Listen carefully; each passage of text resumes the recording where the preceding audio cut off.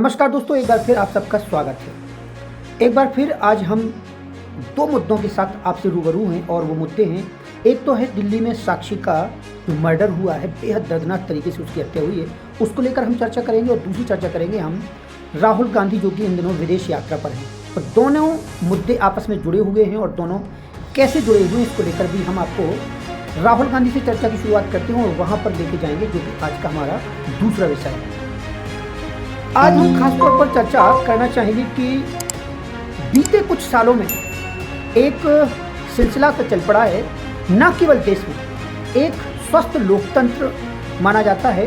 जो विपक्ष होता है, किसी भी सरकार का जो विपक्ष होता है उसका अधिकार होता है लोकतांत्रिक तरीके से वो सत्ता पक्ष यानी सरकार का विरोध कर सकता है और तर्कों के साथ मुख्य जो उनके सबूत हैं, सूत्र हैं और पॉइंट्स जनता को समझाते हुए कि इन मुद्दों पर आप उनका विरोध करते हैं, यहाँ पर सरकार गलत है।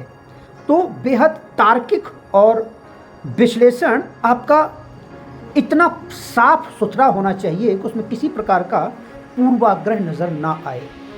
हालांकि बहुत कम दल और बहुत कम नेता ऐसा करते हैं और लगातार एक दूसरे पर आरोप प्रत्यारोप मढ़ते हैं और अनाप शनाप बातें करते रहते हैं। चलिए, वो हमारा आज का मुद्दा नहीं है। हम बात राहुल गांधी की उस यात्रा से करते हैं। हालांकि 3-4 महीने पहले मार्च के महीने में लंदन की यात्रा पर थे राहुल गांधी और आजकल वो 6 दिनों की यात्रा पर सैन फ्रांसिस्को गए हुए हैं और अमेरिका की एक जनसभा किसी कार्यक्रम में शिरकत करने गए थे। और राहुल गांधी जी वहाँ पर फिर से वही राग रखते हैं और वो है मोदी सरकार की बुराई। प्रधानमंत्री नरेंद्र मोदी की बुराई करना कोई गलत बात नहीं है। आप उनका विरोध कीजिए, तर्कों के साथ उनकी आलोचना कीजिए, सरकार कहाँ पर क्या गलत कर रही है इसको लेकर आप सवाल उठा सकते हैं। लेकिन विदेशों में जाकर विदेशों की फंडिंग से आयोजित प्रोग्राम्स में आप भारत सरकार पर आक्षेप लगाते हैं, भारत के प्रधानमंत्री को बदनाम करने की कोशिश करते हैं। ये आलोचना कहीं ना कहीं भारत के आत्मसम्मान, अस्मिता और गौरव को नुकसान पहुँचाने वाली होती है। आप इस बात को बारीकी से समझें कि भारत के प्रधानमंत्री नरेंद्र मोदी लगातार वैश्विक स्तर पर जो है भारत के गौरव को बढ़ा रहे हैं और ऐसे तमाम हम सब ने तमाम वीडियोस देखे होंगे कि आज वो अलग अलग देशों में जाकर के भारत के जो वैश्विक संबंध हैं उनको और मजबूत बना रहे हैं। प्रवासियों को, अप्रवासियों को जब वो संबोधित करते हैं तो मोदी मोदी के नारों लगते हैं और हज़ारों लाखों की संख्या में लोग उनको सुनने आते हैं। अभी खासतौर पर एक दृश्य सभी ने देखा जिसको लेकर तमाम सवाल उठे हैं और एक देश के जो सर्वोच्च नेता हैं उन्होंने प्रधानमंत्री नरेंद्र मोदी के पैर तक छू लिए। हालांकि वो एक उनका भाव हो सकता है कि उन्हें प्रधानमंत्री नरेंद्र मोदी में ऐसे गुण देखे वो भी ऐसा बनने की कोशिश करते हों, तो शायद उन्होंने ये सम्मान के खातिर ऐसा कर दिया हो, लेकिन वो एक अलग बात है, हम उसको लेकर चर्चा नहीं कर रहे हैं। तो राहुल गांधी को लेकर आजकल एक बात तो लगातार की जाती है कि वो आरोप लगातार मढ़ते हैं। हाल ही में संसद का उद्घाटन हुआ है, सारे देश ने देखा है। संसद के उद्घाटन को लेकर कांग्रेस ने उसका विरोध किया, कई अन्य दलों ने विरोध किया, उसके उद्घाटन में वो नहीं गए, तमाम तरीके के सवाल उठाए। कई पार्टियां तो उसे ताबूत तक कह देती हैं। अब आप यहाँ ये देखिए कि प्रधानमंत्री नरेंद्र मोदी इस देश के लोकतांत्रिक तरीके से चुने गए प्रधानमंत्री हैं। वो 545 सांसदों के नेता हैं, जो केवल भारतीय जनता पार्टी के सांसदों के नेता नहीं हैं, पूरे देश के प्रधानमंत्री हैं। उन प्रधानमंत्री जी पर आप आरोप लगाते हैं और सबसे बड़ी बात ये कह देते हैं, जो कि आज का खास विषय, उस पर थोड़ा मुझे हंसी भी आती है। राहुल गांधी उस सभा में कहते हैं कि प्रधानमंत्री नरेंद्र मोदी अपने आप को ये दिखाने की कोशिश करते मानो वो भगवान हो, भगवान की तरह वो बात करते हैं, सर्वज्ञ बनने की कोशिश करते हैं।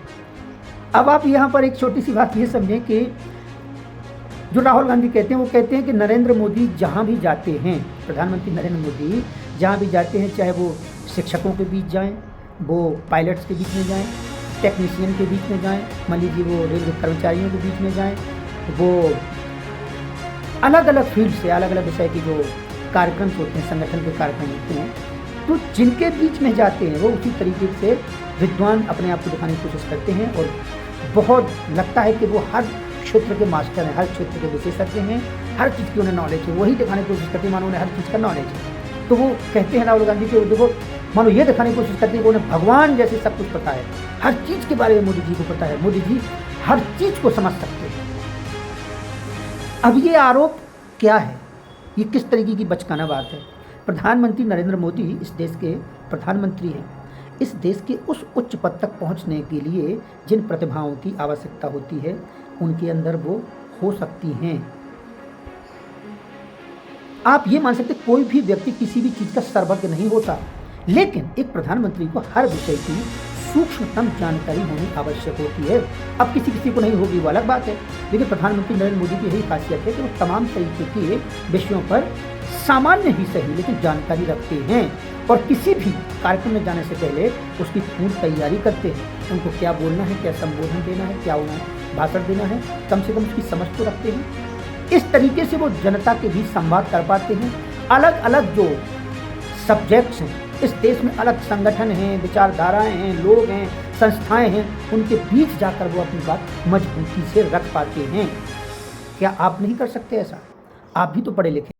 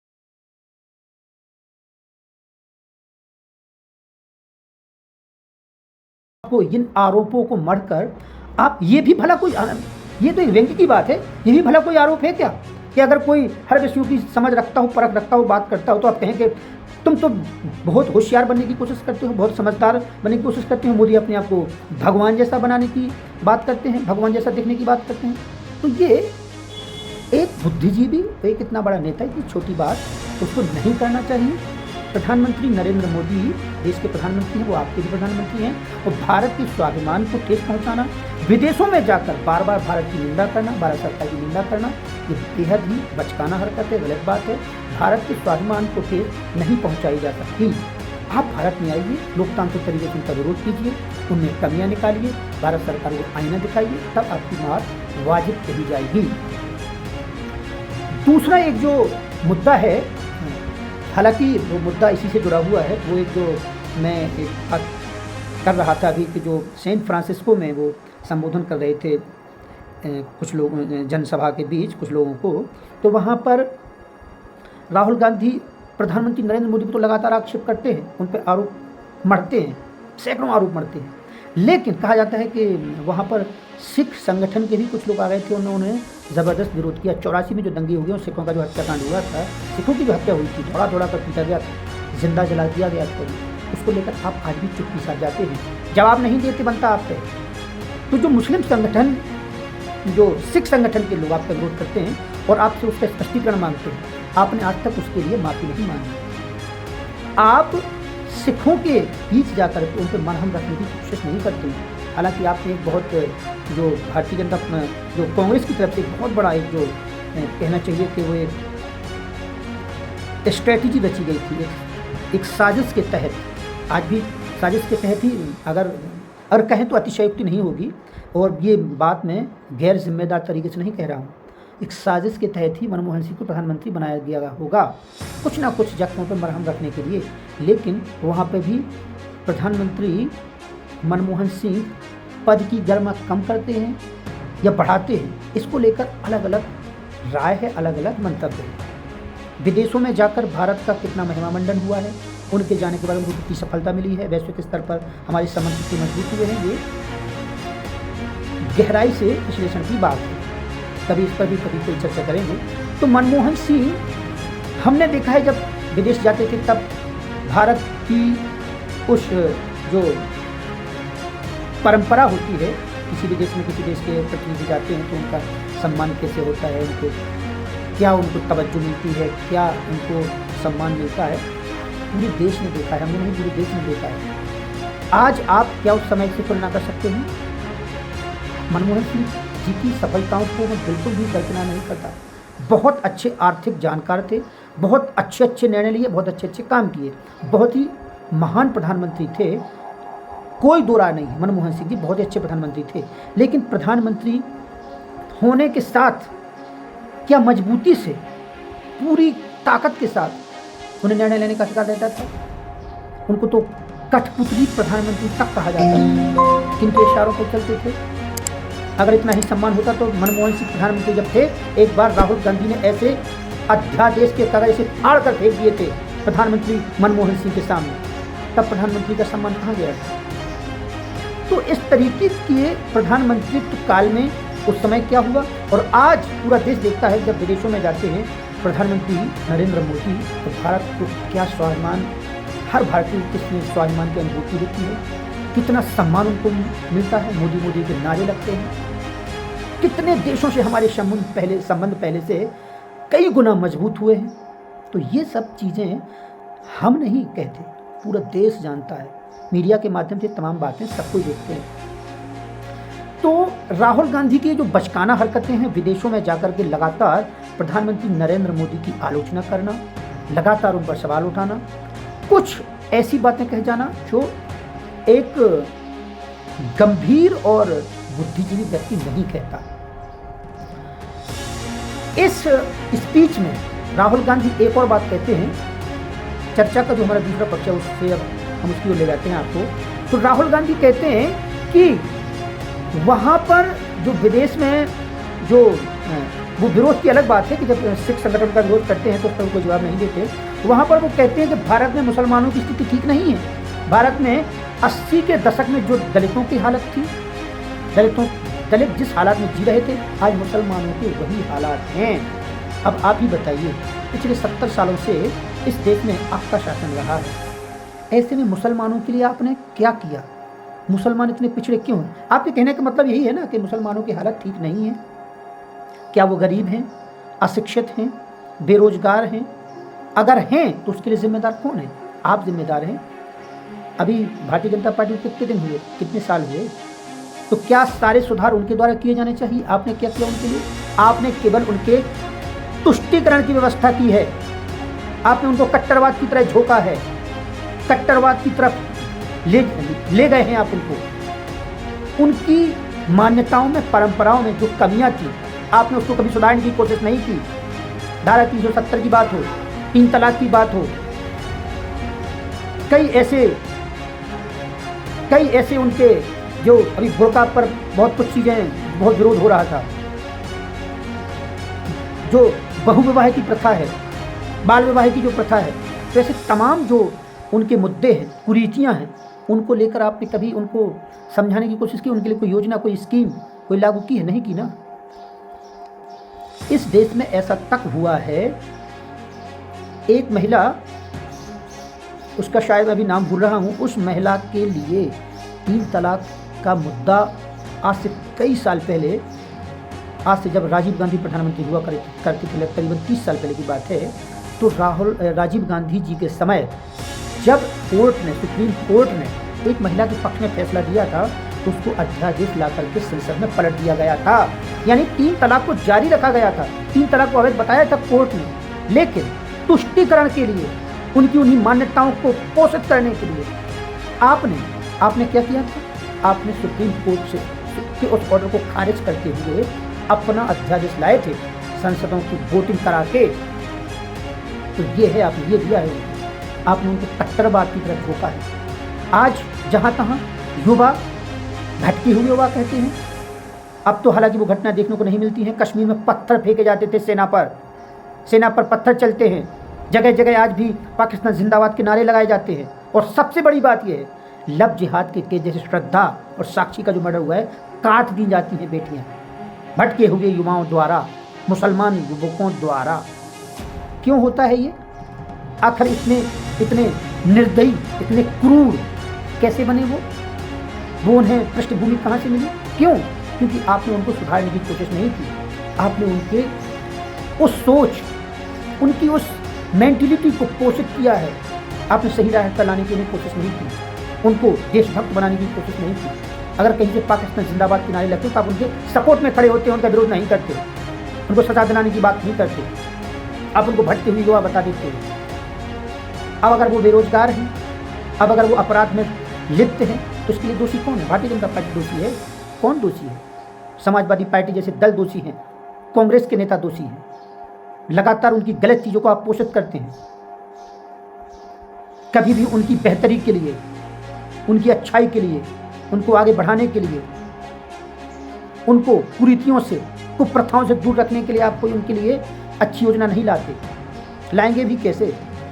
आपने शायद यही सोचकर उनको उस स्तर तक रखा है कि ये उस स्तर पर रहेंगे, ये पढ़ेंगे लिखेंगे नहीं, ये बुद्धिजीवी नहीं बन पाएंगे, तो ये आपको वोट देते रहेंगे, आपको जिताते रहेंगे, आपकी सत्ता बरकरार रहेगी, बनी रहेगी।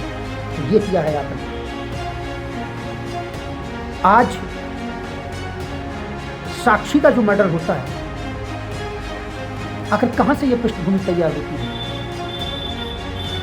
साक्षी ने जिस तरीके से श्रद्धा का कुछ दिन पहले मर्डर हुआ था, सूटकेस में रख दिया था, उसने 20 टुकड़े करके जंगल में फेंक देता था। साक्षी का जो मर्डर हुआ है, साक्षी के मर्डर में एक इतनी क्रूर मौत, उसे कानून का डर नहीं, पुलिस का डर नहीं, भविष्य में क्या होगा, वो फांसी पर लटक जाएगा, मर जाएगा, क्या होगा, कोई टेंशन नहीं उसको। वो इतनी बीभत्स मौत उस बेटी को देता है, फिर भी ऐसे लोगों का आप साथ देते हैं, उनका विरोध नहीं करते। एक भी वामपंथी पत्रकार, एक भी नेता, एक भी उसका विरोध नहीं करता।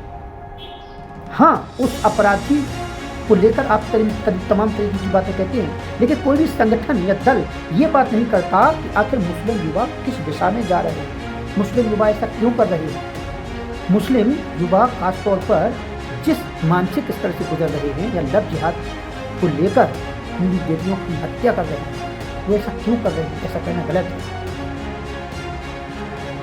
अगर हम विस्तार से इसकी बात करें, मैं आपको इसको थोड़ा सूक्ष्म तरीके से अगर समझाऊं, मुझे याद आता है कि जो अगर परंपराओं की बात करें तो हिंदू संगठन और हिंदू जो संप्रदाय के लोग हैं, ब्राह्मण क्षत्रिय वैश्य, उसमें कई वर्ग आते हैं और अलग अलग जातियों में नेताओं ने खास तौर पर बांट दिया है। तो उनको सूक्ष्म बात बता रहा हूं आपको कि उनको वो छूट अपने धर्म में नहीं मिलती। मुसलमानों को जो यहाँ हिंदू धर्म मिलती है, हिंदू बेटी बेटियाँ, हम अपने बेटों को अच्छी शिक्षा देने के लिए तैयार रहते हैं, उनको बाहर पढ़ाने के लिए भेजते हैं। एक जगह से दूसरी जगह पढ़ाने में भी हमको गुरेज नहीं है, हमें चकती नहीं है कि उनको दिल्ली पढ़ाना है, कलकत्ता पढ़ाना है, विदेश पढ़ाना है। हम बेधड़क उनको बाहर भेज देते हैं, पढ़ाने के लिए तैयार रहते हैं, उनके करियर भविष्य की चिंता के लिए। हमें इससे भी परहेज नहीं है। बच्चियों को दोस्ती के लिए भी कहते हैं कि बच्चों से तुम लड़कों से दोस्ती रखो। ज़्यादा जो मध्यम वर्गीय परिवार, वहाँ इन चीज़ों की मनाही होती है, लेकिन जो बड़े परिवार हैं, ज़्यादा पढ़े लिखे लोग शहर में रहते हैं, आजकल एक परंपरा चल पड़ी है, उनके बॉयफ्रेंड्स होते हैं, गर्लफ्रेंड तो होती हैं, लड़कियों की लड़कियों से दोस्ती होती है, लेकिन लड़कियों की खास तौर पर दोस्ती होती है लड़कों से। मजहब तक से ऊपर उठ जाने की आप जहमत नहीं उठाते। मजहब की जो बात करते हैं आपके लिए वो कोई मैटर नहीं करता है। मुस्लिम लड़कों से आपकी बच्चियां दोस्ती करती हैं, आप उन्हें परिचित नहीं करवाते हैं कि उनकी परंपराएं क्या हैं, उनकी संस्कृति क्या है, और वो मेल नहीं खाती है। उसमें ज़मीन आसमान का फ़र्क है, पूरब और पश्चिम दिशा का फ़र्क है। जैसे दोनों दिशाएं कभी मिल नहीं सकती, ऐसी उनकी परंपराएं मिल नहीं सकती हैं। तो मुस्लिम युवकों को जो आज़ादी मिलती है, मुस्लिम युवकों को वो आज़ादी, वो स्पेस, उन्हें भी लड़कियों से दोस्ती करने का मन करता है, घूमने का मन करता है, उनके साथ खाने पीने का मन करता है, होटल रेस्टोरेंट बार में घूमने जाने का, बाइक पर बैठाकर अटखेलियाँ करने का मन करता है। तो ये उनके स्पेस मुस्लिम बच्चियों में नहीं मिलता। मुस्लिम लड़कियाँ, आज एक वीडियो देख रहा था मैं, वहाँ पे मस्जिद से एक वीडियो बनाया जाता है कि मस्जिद में बेटियों को ये नहीं करना है, उनके लिए इंस्ट्रक्टर, उनके लिए सूचनाएं, निर्देश हैं मस्जिदों की मौलवी निर्देश देते हैं कि मुस्लिम बेटियों को ये नहीं करना है, उनको हिंदू की दुकानों पे नहीं जाना है, हिंदू दुकानों से खरीदारी नहीं करनी है, उनको फोटोकॉपी नहीं करवानी है, उनको ये नहीं करवाना है, उनको वहाँ से मोबाइल रिचार्ज नहीं करवाना है, उनको उनसे दोस्ती नहीं बनानी है, उनके साथ रिश्ता नहीं रखना है, उन गलियों से नहीं गुजरना है, तमाम तरीके के निर्देश। लेकिन ये निर्देश किसके लिए हैं? मुस्लिम बेटियों के लिए। मुस्लिम लड़कों के लिए कोई निर्देश नहीं। क्यों? वो तो मुँह मार के फेरो, खुले सांडों की तरह घूमो, दूसरे मजहब की लड़कियों से दोस्ती बनाओ, लफ्ज़ जिहाद में उनको फांसो, उनकी हत्या करो, मर्डर करो, उनको कल के दिन उनसे निकाह करो, अपनी जनसंख्या बढ़ाओ, 3 तलाक दे दो, मार दो, सूटकेस में बंद कर दो। ये निर्देश नहीं दिए जाते। ये एक भूमिका तैयार की जाती है उन बच्चों को भी शिक्षा ना देकर। लड़कियों के लिए आप बचाने, आपको लगता है कि आपकी लड़कियां, मुस्लिम जो लड़कियां हैं, वो गलत रास्ते पर न चली जाएं, वो भी कहीं प्यार के जाल में न फंस जाए। ना केवल मुस्लिम लड़कों के, खास तौर पर मुस्लिम लड़कों के ना फंसें, लेकिन हिंदू लड़कों के में बिल्कुल ना फंस जाएं। तो हिंदू लड़कों से बचाने के लिए आप उनको निर्देश देते हैं कि बेटा ये गलत है, बेटा वो गलत है, लेकिन मुस्लिम लड़कों के लिए कोई निर्देश नहीं कि वे छुट्टे सांड की तरह घूम रहे हो सड़कों पे, लफ्ज़ जिहाद में लड़कियों को फंसाओ। तो ये आप निर्देश उनको क्यों नहीं देते? कितने मर्डर, सैकड़ों केस ऐसे आ चुके हैं जहां पर मुस्लिम युवक हिंदू लड़कियों की हत्या कर चुके हैं, गला रेत चुके हैं, सूटकेस में बंद कर चुके हैं। उनके लिए कभी कोई संगठन आया है? अब तक कोई संगठन नहीं आया, कोई मुल्ले मौलवियों ने फतवे जारी नहीं किए। ऐसे लोगों का परिवार का बहिष्कार होना चाहिए, ऐसे लोगों को बिरादरी से बर्खास्त कर देना चाहिए, देश निकाला दे देना चाहिए, उनको फांसी पर लटका देना चाहिए। कभी कोई आया है? कोई नहीं आया है। तो मेरे कहने का मतलब ये था कि जो पृष्ठभूमि है, उसकी जो रेखा है बहुत सूक्ष्म है। हिंदू लड़कों और हिंदू मुस्लिम लड़कों के बीच यही बारीक अंतर है कि मुस्लिम लड़कों को मुस्लिम लड़कियों के साथ घूमने फिरने की आज़ादी नहीं है, उनके साथ दोस्ती की आज़ादी नहीं है, चलने फिरने, खाने पीने, मौज उड़ाने की आज़ादी नहीं।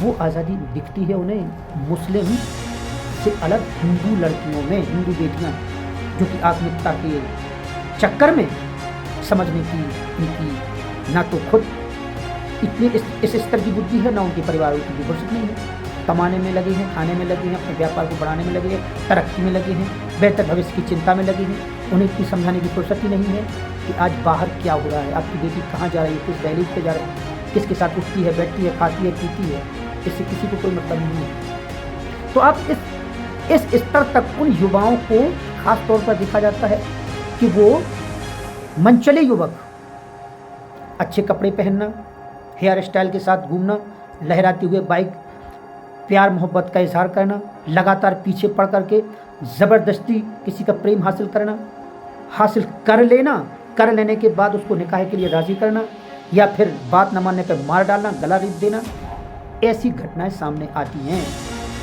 उनको वो स्पेस मुस्लिम बेटियों में नहीं मिलता। मुस्लिम बेटी पहले ही बुर्के में बंद रहती है, उसको वो छूटी नहीं है, ना उसके माँ बाप उसको इतना पढ़ाना चाहते हैं, ना उन्हें ज़्यादा पढ़ाने का शौक़ है, ना उसके करियर का शौक़ है। उन्हें बिल्कुल नहीं चाहिए कि उनकी बेटी पढ़े, उनकी बेटी आगे बढ़े। तो जो बढ़ जाती हैं वो निकल जाती हैं, अच्छी बात है। बहुत कम परसेंटेज है। हिंदुओं में 95% लोग सोचते हैं उन्हें बेटियों को पढ़ाना है, इस काबिल बनाना है कि वो अपने पैरों पर खड़ी है। लेकिन मुस्लिमों में ये परसेंटेज बेहद कम है। मुझे लगता है 10 या 15% से ज़्यादा नहीं है। कोई नहीं पढ़ाना चाहता अपनी बेटी को। 10वीं होगी, 12वीं होगी, घर बैठो, काम करो, हो गया, निकाह कर देंगे, अपना जाओ, अपने पति के पास जाओ, अपने शौहर के पास जाओ, वहाँ जो भी कराना चाहे करें, नहीं पढ़ाना हमको। तो वो अपनी उस संस्कृति को, अपनी सभ्यता को, अपने उस परंपराओं को बचाए रखना चाहते हैं कि जहाँ उनकी कोई बेटियों पर बुरी निगाह ना डाले।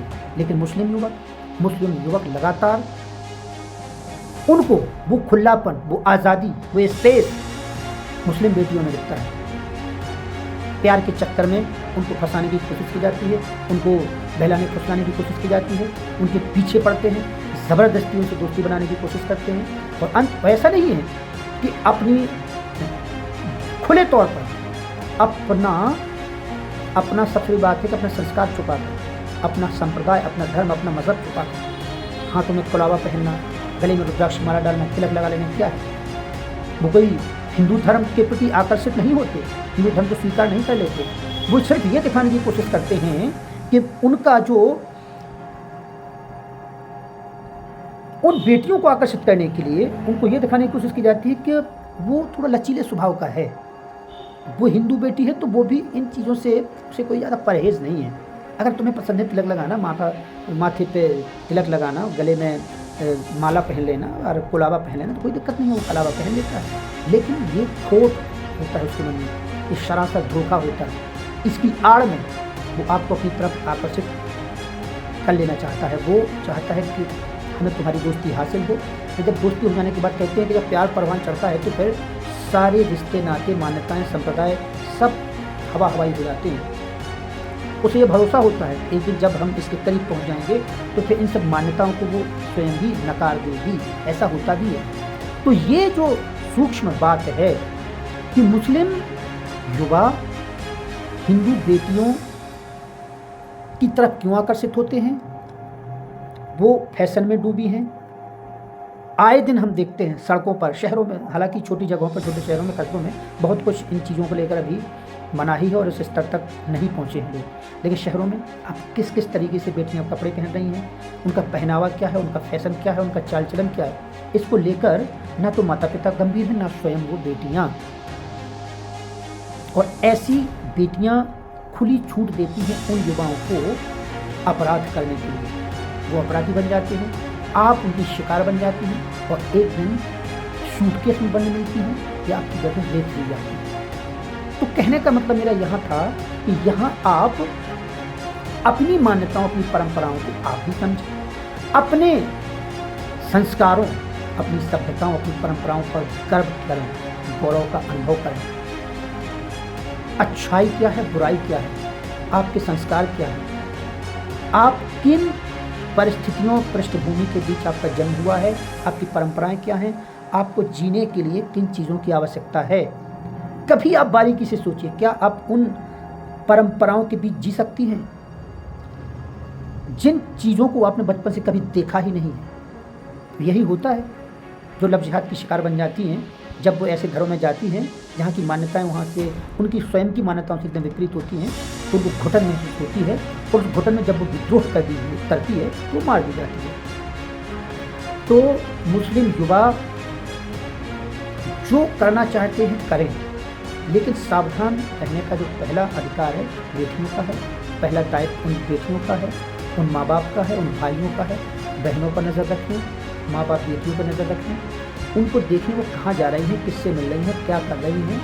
और आधुनिकता का मतलब ये नहीं है कि आप इतने ज़्यादा आधुनिक हो जाएं कि जो हमारी पारिवारिक मान्यताएं हैं, व्यवहार हैं, मान्यताएं हैं, उनको ही ताक पे रख दें और खुली छूट दे दें अपनी बेटियों को कि वो आगामी दिनों में, आगे वाले समय में किसी का शिकार बन जाए। तो एक इसको और हम गहराई से कभी इस पर चर्चा करेंगे। तो आज ये दो सब्जेक्ट जो जुड़े हुए थे दोनों इसी विषय को लेकर कि राहुल गांधी ने मुसलमानों की जो बदतर हालत है उसको लेकर वहाँ पर सवाल उठाया, प्रधानमंत्री नरेंद्र मोदी पर सवाल उठाए। और एक और बात यहाँ पर कह देना चाहूँगी कि राहुल गांधी यहाँ पर प्रधानमंत्री नरेंद्र मोदी पर आरोप करते हैं और ये कह देते हैं कि भारत में मुसलमानों की हालत ठीक नहीं है, इसके लिए कहीं ना कहीं बीजेपी सरकार दोषी है। तो राहुल गांधी जी से मेरा केवल एक सवाल है, आज की जो समीक्षा है उसको नहीं खत्म करते हैं कि राहुल गांधी जी से मेरा एक सवाल है कि अगर श्रद्धा की हत्या हो रही है, साक्षी की हत्या हो रही है, बहुत लंबी सूची है, सूटकेस में बंद मिलती है बेटी, हिंदू बेटी, गला कटी हुई बेटी मिलती है, फ्रिज में मिलती है, बुरी तरह से चाकू से गोद कर मार दी जाती है, और वो कौन कर रहे हैं? मुस्लिम युवक, मुसलमानों के लड़के। तो वो मुस्लिम युवक ऐसा कर रहे हैं तो उन मुस्लिम युवकों की ये मानसिक अवस्था ऐसी क्यों? उसके लिए जिम्मेदार असल में कौन है? आप कहते हैं कि उनकी हालत ठीक नहीं है, तो क्या हालत ठीक नहीं है इसलिए वो हत्यारे बन रहे हैं? क्या वो बेरोजगार हैं? हम तो कहते हैं वो मैकेनिक था, दुकान पर काम करता था। मैंने तो ये देखा जितने हिंदू युवा बेरोजगार होते हैं तो मुस्लिम युवा बेरोजगार नहीं होते, फिर भी वो अपराधों का अंजाम क्यों देते हैं? वो छोटे से छोटा कोई भी काम हो, कहीं ना कोई काम करता है, मैकेनिक का काम करता है, मिस्त्री का काम करता है, कुछ ना कुछ मुस्लिम युवक काम जरूर करते हैं। बचपन से तो आर्थिक हालात इतनी बेहतर नहीं होती, इसलिए वो किसी न किसी काम में उनको लगा दिया जाता है, बचपन में वो काम करते हैं। तो जब वो काम ही करते हैं तो फिर वो अपराधी क्यों बन जाते हैं? दूसरों की हत्याएं क्यों कर देते हैं? आप कहते हैं उनकी हालत ठीक नहीं है, तो उनकी इस हालत के लिए जिम्मेदार कौन है? उनके लिए जिम्मेदार आप हैं, उनके लिए जिम्मेदार आपकी नीतियाँ हैं। और आज आप भले ही ना विश्वास करें, हालांकि आज भी मुस्लिम अभी भी मोदी के साथ खड़े नहीं होते, कहते हैं कि वो कुछ भी कर लें, लेकिन जो उनका वोट बैंक है वो मोदी के साथ खड़ा नहीं होता है। किसी भी कीमत पर उनका वोट बैंक मोदी सरकार या बीजेपी सरकार के साथ खड़ा नहीं होता है। तो एक तरफ आप ये दोहरे रवैया की बात यह है कि एक तरफ आप कहते हैं कि उनकी हालत ठीक नहीं है देश में, और एक तरफ वो इस हद तक पहुंच चुके हैं कि उनको पुलिस का, कानून का, प्रशासन का बिल्कुल खौफ नहीं है, और वो सरेआम बेटियों को रेत देते हैं, गला काट देते हैं, बीभत्स मौत दे देते हैं। इसका फिर जिम्मेदार कौन है? बने रहिए हमारे साथ। नमस्कार।